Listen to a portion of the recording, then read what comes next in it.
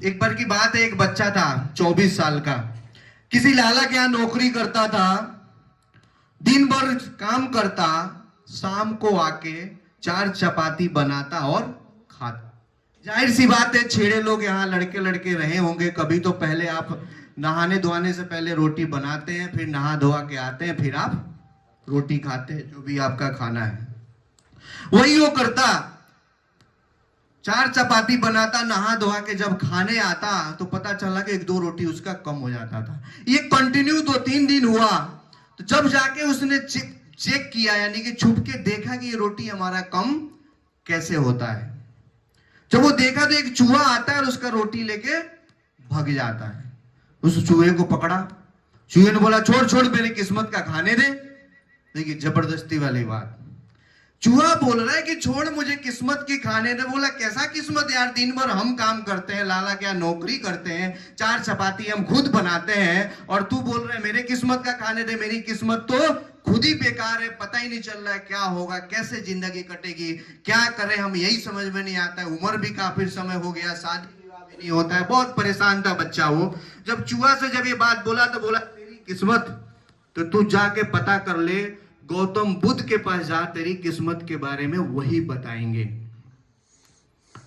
बच्चे ने जब पता किया तो ये पता चला कि गौतम बुद्ध से मिलने के लिए उसे 1 हफ्ते टाइम लगेगा जाने और आने में। उसने जैसे तैसे करके लाला से छुट्टी लिया। छुट्टी लेने के बाद वो निकल पड़ा कहां पे? गौतम बुद्ध के पास, अपनी किस्मत को जानने के लिए कि हमारी किस्मत कब बदलेगी। जैसे वो रास्ते में जा रहा था, रात हो चुका था। रात होने के बाद किसी रास्ते में कोई राजा का महल मिला, वहां रानी से जाकर उसने हेल्प मांगा कि हमें रात भर रुकने की जगह दिया जाए। खाना वाना उसे मिला, रुका। सुबह जब उठ के वो निकल रहा था तो रानी ने उससे पूछा कि कहाँ जा रहे हो। उसने बोला कि गौतम बुद्ध से मिलने जा रहे हैं, अपने किस्मत के बारे में समझने के लिए। रानी ने बोला कि एक सवाल हमारा भी है, आप बहुत गौतम बुद्ध से पूछ के आना। हमारी 20 साल की बेटी है जो बोल नहीं पाती है। उसने बोला ठीक है जी भैया, हम पूछ के आएंगे। जैसे आगे गया तो पता चला कि बहुत बड़े बड़े पहाड़, रास्ते, जंगल, झाड़ी, उसे समझ में नहीं आ रहा था कि अब आगे कैसे जाएं। वहां एक उसे जादूगर मिला।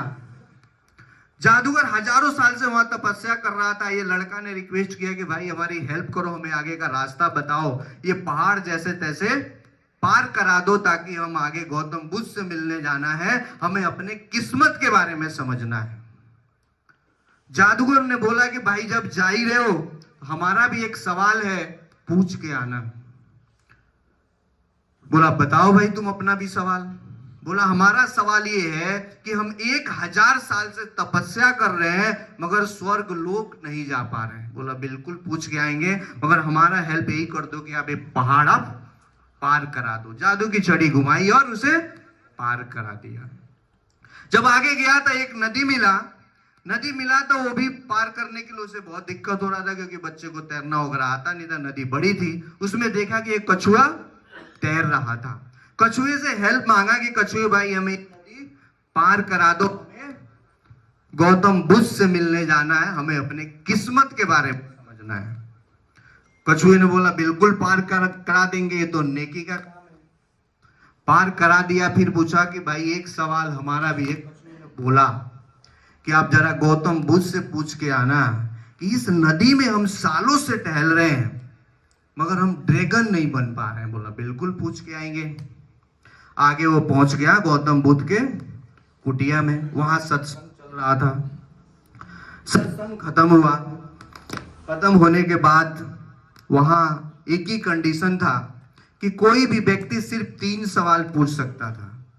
अब इसके साथ समस्या क्या थी? 4 सवाल। 3 सवाल तो ये मार्केट से ही उठा चुका था, जो फ्री में या सहयोग में ले चुका था।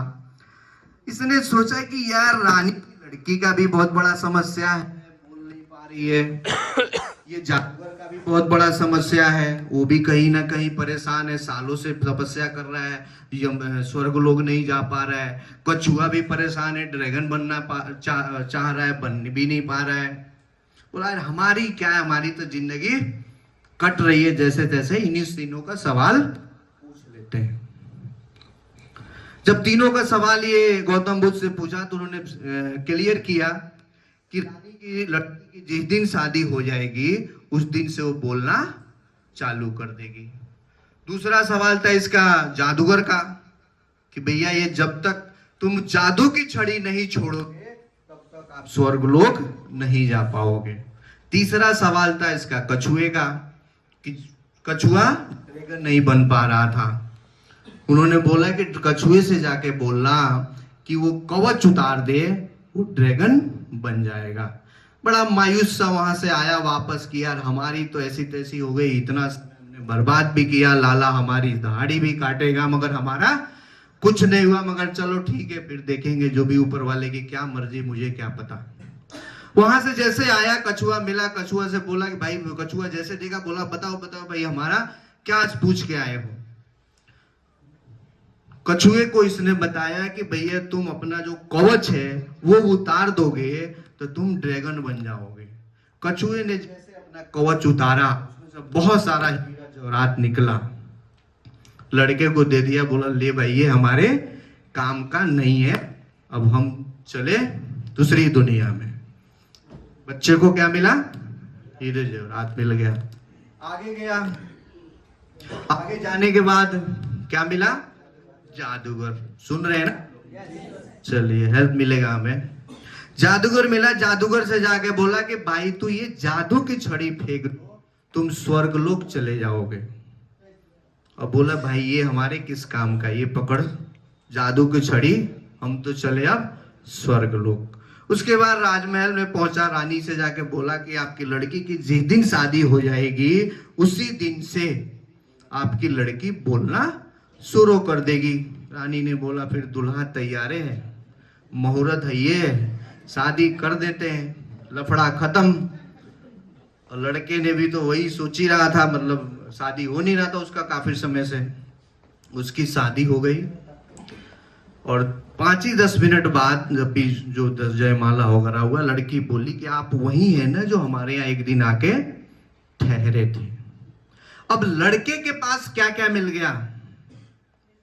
अच्छी घर में शादी हो गई, धन संपत्ति मिल गया, जादूगर की छड़ी मिल गई, हीरे जवाहरात मिल गए और सबसे बड़ी बात की उसके एक राजा के घर में शादी हो गया।